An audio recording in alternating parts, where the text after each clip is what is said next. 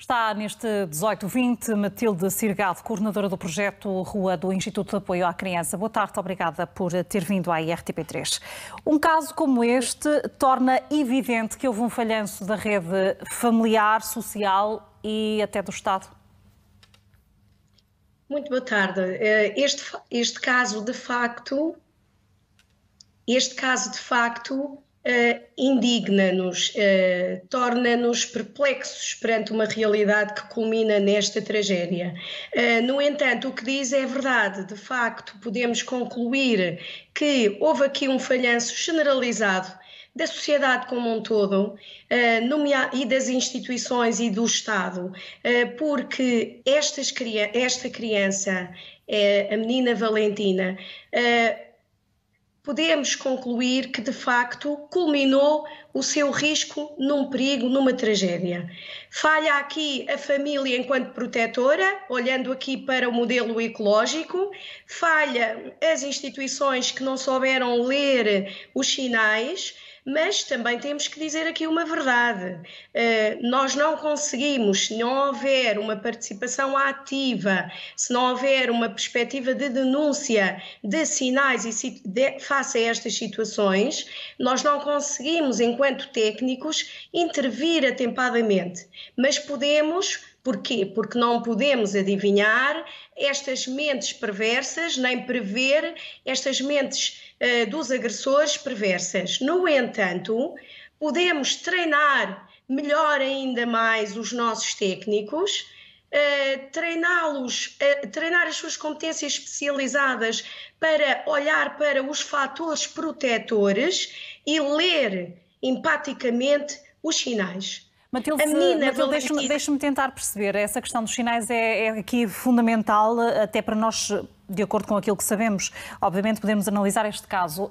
Falo, por exemplo, do facto desta criança já ter tentado fugir. Falo também do facto da Polícia Judiciária dizer que este crime terá acontecido por questões internas do funcionamento da família e não haver referências a situações anteriores de violência doméstica. O que é que daqui poderá sair ou ter saído, de facto, de sinais que não tenham sido identificados por quem estava à volta desta criança? Até pela experiência que o Instituto de Apoio à Criança tem, nomeadamente na gestão e num trabalho direto em torno das fugas e do desaparecimento, eu posso dizer pela minha experiência pessoal que o facto de uma criança fazer uma fuga não pode ser desvalorizado, porque a fuga é apenas a ponta do iceberg de qualquer problema. E o que é que deve acontecer quando existe uma fuga? O que é que devem as autoridades fazer? Sinalizar esta família, ou uma família como esta, sublinhando aqui que esta criança tinha a guarda partilhada, ou seja, estava com a mãe e estava também com o pai, havia responsabilidades parentais partilhadas. Esta é outra questão.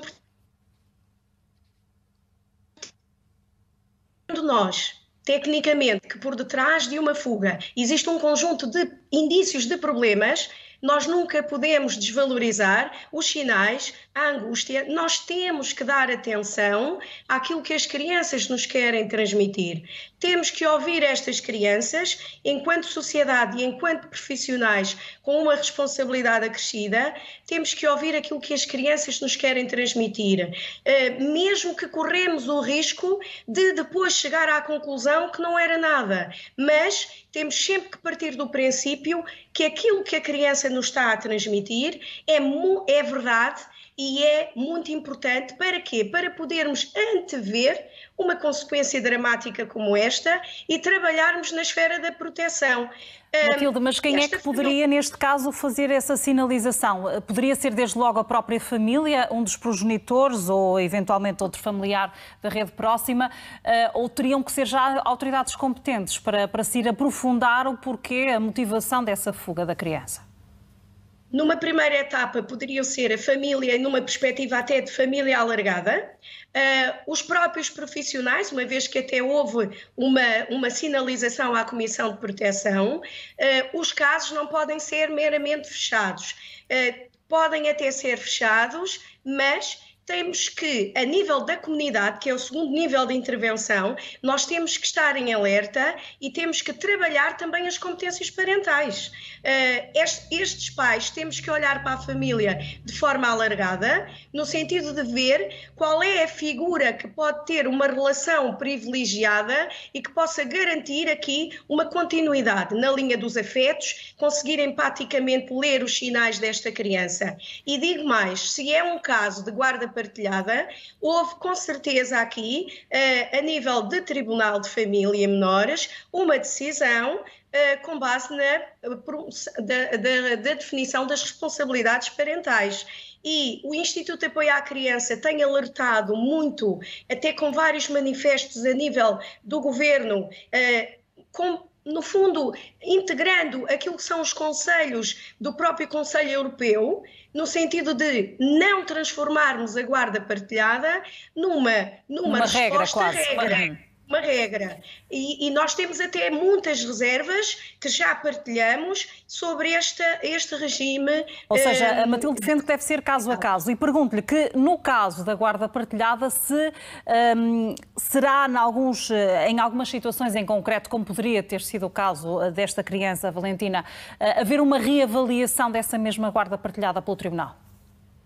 Eu não tenho dúvida nenhuma, porque, de facto, as medidas não são para toda a vida, as medidas têm que ser reavaliadas e reanalisadas consoante a situação concreta que temos, com base nas características das crianças, cada caso é um caso, com base nos contextos familiares. Ora bem, podemos analisar até alguns casos paralelos que o Instituto de Apoio à Criança acompanha, se há um contexto familiar de violência doméstica, um contexto familiar onde um irmão, um primo ou a própria criança foi alvo de suspeita de violência sexual, ou até mesmo uma simples negligência que acarreta em si um culminar de risco que pode terminar também em perigo, nós só por isso temos que ter tecnicamente uma avaliação diagnóstica com todos os indícios e com todos os sinais. Por isso é que eu insisto, uma boa análise e um treino de competências profissionais para detectar os fatores protetores, por um lado, e, por outro lado, os fatores de risco, porque se não são acalculados... Deixe-me tentar aproveitar essa questão dos fatores de risco, porque esta criança estaria em casa do pai, numa altura de confinamento, isolamento, enfim, no âmbito desta pandemia que todos estamos a viver, e as autoridades têm alertado muitas vezes para a questão das famílias estarem fechadas e para os problemas que existem, sobretudo ao nível de algumas agressões a menores, ou menores que estão sujeitos a um ambiente mais próximo da agressão e muitas vezes são vítimas. Este confinamento também pode potenciar situações de maior violência, situações de mais stress ao nível das famílias? Sem dúvida, esta questão é extremamente pertinente. No início do estado de emergência, o Instituto de Apoio à Criança fez um manifesto no sentido de alertar as instâncias governamentais, as instituições e a sociedade civil para que nos ajudasse a estarmos duplamente atentos, porque existem já alguns estudos, nomeadamente a China, que foi o primeiro país a desconfinar e o primeiro país que consegue já medir alguns resultados do impacto deste isolamento. Nós temos a certeza, até pela experiência dos casos e da realidade que está por trás, que agrava sem dúvida. E isto é uma das maiores preocupações que eu tenho, em particular, que a minha instituição tem. Porquê? Porque estão 24 horas, o stress... E estão mais expostos também. Mais expostos, o medo e, mais do que isso, mais difícil de E estão fora da rede social também, nesta situação. Fora da rede. Fora da escola, que tem um papel protetor, fora dos amigos que podem dar um sinal, fora do olhar das instituições, fora do olhar das famílias e dos amigos. E isto preocupa-nos muito. Por isso é que nós dizemos, e volto a repetir, temos uma linha de denúncia que é o 116 111, Temos também uma linha de denúncia europeia, que é o 116.000, e é muito importante que nos sinalizem, porque o Instituto de Apoio à Criança tem inclusivamente uma equipe de rua que vai à procura das crianças, adolescentes e jovens que fogem de um conjunto de problemas ditos em primeira de viva voz pelos jovens que nós, felizmente, alguns deles encontramos. E digo-vos que, em estado de confinamento social, tivemos que gerir já algumas situações críticas e, atempadamente, conseguimos, quer num papel de apoio à família, quer ir à procura e numa relação direta com os jovens, com estes adolescentes, conseguimos dissuadir de uma situação pior. Eu acho que temos todos, moral, socialmente e tecnicamente, a responsabilidade de intervirmos de tal forma sinérgica e complementar numa rede de parceria de suporte para que evitar situações como esta. As valentinas e os valentes não tenham um fim como este. E isto é que é a nossa responsabilidade acrescida. Ouvirmos mais as crianças no seu direito individual de participação, que é um interesse superior, para que sejam verdadeiramente ouvidas, mas ouvidas e atendidas na sua escuta. Uma escuta ativa, uma escuta atenta, para que a vontade da criança seja um instrumento fundamental nas decisões e na proteção da criança. Matilde Sirgato, muito obrigada por ter vindo partilhar connosco essas preocupações e a análise a este caso, numa altura em que se sabe que a autópsia ao corpo da menina de 9 anos está concluída. Sabemos que o pai e a madrasta serão ouvidos no dia de amanhã, depois do interrogatório judicial ter sido adiado para esta terça-feira.